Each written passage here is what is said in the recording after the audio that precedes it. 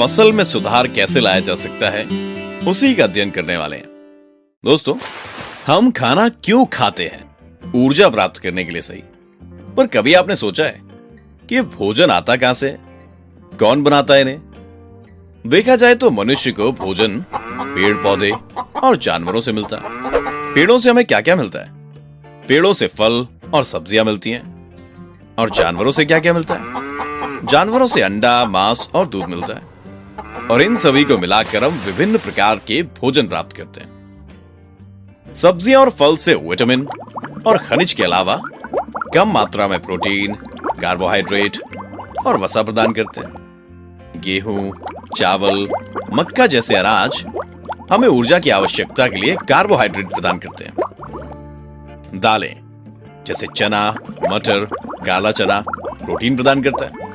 और सोयाबीन, जमीन, तिल सहित तेल के बीज आवश्यक वसा प्रदान करते हैं। तो देखा आपने दोस्तों, फल और सब्जियां कितनी आवश्यक हैं मानव शरीर के लिए।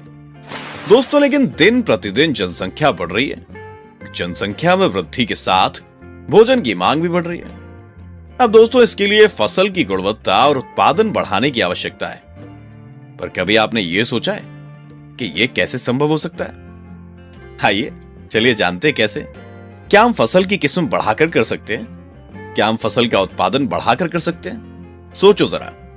जी हां दोस्तों, फसल में सुधार लाने के लिए फसल की किस्म बढ़ाकर और उत्पादन बढ़ाकर किया जा सकता है। क्या और कोई तरीके से हम फसल में सुधार ला सकते हैं? जरा सोचो।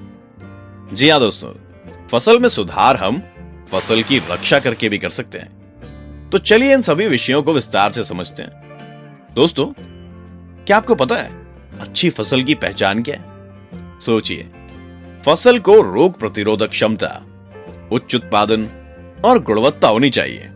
इन सभी ऐच्छिक विशेषताओं को शामिल करने का एक तरीका है, और वो है संकरण, जिसे हाइब्रिडाइजेशन भी कहा जाता है। तो दोस्तों, क्या आपको पता है ये संकरण क्या है? आइए चलिए जानते हैं। मानो आपके पास दो प्रकार के पेड़ हैं, ए और बी। ए पेड़ उच्च उपज देता है और रोग के प्रति कम प्रतिरोधी है, जबकि बी पेड़ कम उपज देता है और रोग के प्रति उच्च प्रतिरोधी होगा। तो अच्छी फसल के लिए आपको कौन से गुण चाहिए? सोचो जरा।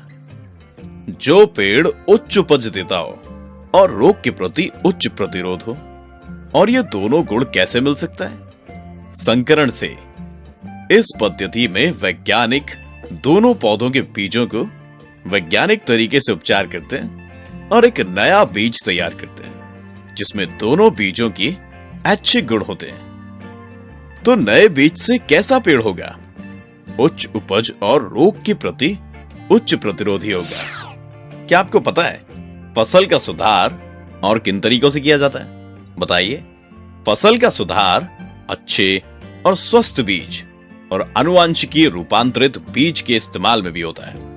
तो दोस्तों, संकरण से और आनुवांशिक रूप से संशोधित से हम बेहतर बीज बना सकते हैं। पर बेहतर बीज में गुण क्या क्या होने चाहिए? क्या आप बता सकते हैं? सोचिए। गुण जैसे उच्च उपज, अधिक पोषक तत्व जैसे कार्बोहाइड्रेट, प्रोटीन, जीवित जीवों के कारण समस्याओं का प्रतिरोध, गर्मी, सर्दी, सूखा जैसे गैर जीवों के कारण समस्याओं का प्रतिरोध, कम परिपक्वता अवधि, ये सभी गुण अच्छे बीज में होने चाहिए।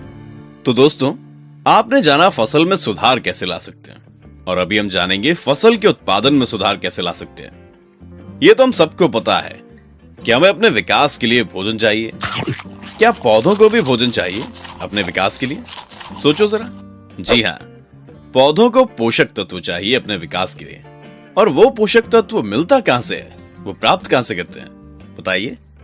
जी हां, वायु, जल और मृदा से। ज्यादातर पेड़ को मृदा से पोषक तत्व मिलते हैं, जैसे nitrogen, phosphorus, potassium, magnesium, calcium इत्यादि। क्या आप जानते हैं पेड़ को हवा और जल से कौन से पोषक तत्व मिलते हैं? सोचिए। पेड़ को हवा और जल से कार्बन, ऑक्सीजन और हाइड्रोजन मिलता है। ये सब पोषक तत्व पेड़ों को बढ़ने में मदद करते हैं। दोस्तों, अगर मृदा पोषक तत्वों से कम हो तो क्या होगा? सोचो, पेड़ अच्छे से नहीं बढ़ पाएंगे। ऐसे मामलों में उपज बढ़ाने के लिए खाद और उर्वरकों को मृदा में मिलाया जाता है। दोस्तों, ये खाद और उर्वरक क्या है पता है? आइए जानते हैं। आपने किसानों को बीज बोने से पहले मृदा में काला पदार्थ मिलाते हुए देखा होगा। उसी काले पदार्थ को खाद कहते हैं। इन खादों को मृत पौधों, पशुओं के अवशिष्ट, सब्जियों के अवशिष्ट, इन सब आदि को नष्ट करके तैयार किया जाता है, जो मृदा को समृद्ध बनाता है। खाद दो प्रकार के होते हैं, कंपोस्ट और वर्मी कंपोस्ट, और दूसरा है हरा खाद।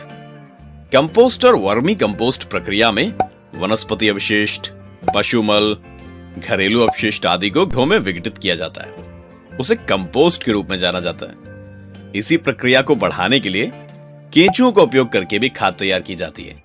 इसे वर्मी कंपोस्ट कहा जाता है। अब हरा खाद क्या है? फसल के बीजों की बुवाई से पहले सन हेम्प या ग्वार जैसे कुछ पौधों को उगाया जाता है और फिर मिट्टी में डुबोकर मल्चिंग की जाती है। ये हरे पौधे इस प्रकार की हरी खाद में बदल जाते हैं, जो मिट्टी को समृद्ध करने में मदद करते हैं।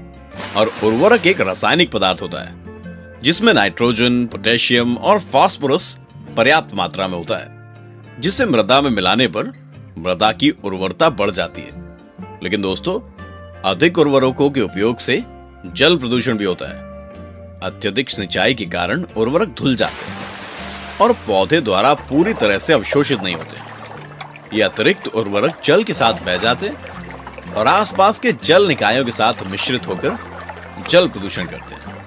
क्या आपको पता है इसके अलावा पौधों को और क्या चाहिए अपने विकास के लिए? सोचिए, पोषक तत्व के अलावा पौधों को पर्याप्त जल और फसल उगाने के स्वस्थ तरीके की आवश्यकता होती है। पर कैसे? आइए जानते हैं। दोस्तों, यहां भूमि ए और बी है। भूमि ए में पौधों को पर्याप्त रूप से पानी दिया जाता है, जबकि भूमि बी में पौधों को पर्याप्त पानी नहीं दिया जाता। आपको क्या लगता है कि किस भूमि में पौधे ठीक से विकसित होंगे? भूमि ए में? बिल्कुल सही। तो इससे क्या पता चला आपको? पानी पौधों की वृद्धि के लिए बहुत आवश्यक है। क्या आपको पता है पौधों को पानी कहां से मिलता है? सोचिए, पौधों को पानी प्राकृतिक रूप से बारिश से और कृत्रिम रूप से कुएं, नहर, टैंक आदि से मिलता है। दोस्तों, क्या आप जानते हैं फसल उगाने के विभिन्न तरीकों का उपयोग करके भी फसल का उत्पादन बढ़ाया जा सकता है? आइए जानते हैं कैसे। फसल का उत्पादन फसल पैटर्न से बढ़ाया जा सकता है, जैसे मिश्रित फसल, अंतरा फसलीकरण, फसल चक्र। तो हम इनके बारे में विस्तार से जानते हैं। मिश्रित फसल, इस विधि में विभिन्न प्रकार के पौधे एक ही खेत में उगाए जाते हैं। अंतरा फसलीकरण में भूमि में एक ही समय में दो या अधिक फसलों की बुवाई एक निश्चित पंक्ति पैटर्न में किया जाता है। और फसल चक्र में एक ही भूमि पर विभिन्न प्रकार के पौधों को चक्रीय ढंग से उगाया जाता है। ऐसा इसलिए किया जाता है ताकि खेतों की मृदा का उपयोग पोषक तत्वों के केवल एक सेट के लिए ना हो, और ये फसल उत्पादन बढ़ाता है। तो देखा आपने कैसे विभिन्न तरीकों से फसल उत्पादन बढ़ाया जा सकता है। आइए अब जानते हैं कैसे फसल की रक्षा करके फसल में सुधार लाया जा सकता है। दोस्तों, अगर फसल उगाए हुए भूमि को ध्यान से देखें तो छोटे छोटे अनावश्यक पौधे भी देख सकते हैं जो फसल के साथ बढ़ जाते हैं। इन्हें खरपतवार कहते हैं। आपको क्या लगता है ये खरपतवार फसल के लिए हानिकारक है या नहीं? सोचो। जी हाँ दोस्तों, ये जल, पानी, धूप, जगह और पोषक तत्वों के लिए स्पर्धा करते हैं। इसलिए इस खरपतवार को हटाना बहुत जरूरी है। क्या आपको पता है खरपतवार के अलावा क्या और कुछ फसल को नुकसान पहुंचा सकता है? सोचो जरा। जी हाँ, इसके अलावा कीड़े, कीट और रोग भी फसल को नष्ट कर देते हैं। फसलों में रोग बैक्टीरिया, कवक और वायरस के कारण होते हैं। क्या आपको पता है इनसे हम फसलों की सुरक्षा कैसे कर सकते हैं? रसायनों जैसे कीटनाशक, शाकनाशी और फफूंदनाशी का छिड़काव करके फसलों को बचा सकते हैं। दोस्तों, फसल के कटाई के बाद अगर फसल का भंडारण ठीक से नहीं किया गया तो इससे भी फसल नष्ट हो जाती है। इसलिए अनाज ठीक से संग्रहित किया जाना चाहिए। क्या आपको पता है अनाज को कैसे संग्रहित किया जाए? अनाज को संग्रहित रसायनों के छिड़काव और भंडारण से पहले सूरज की रोशनी में सुखाने के द्वारा किया जा सकता है, जो सभी कीड़े, चूहों और सूक्ष्म जीवों को दूर रखता है। तो इस वीडियो में हमने क्या देखा? फसल की किस्म में सुधार, फसल उत्पादन प्रबंधन, फसल सुरक्षा। अगले वीडियो में पशुपालन के बारे में अध्ययन करेंगे।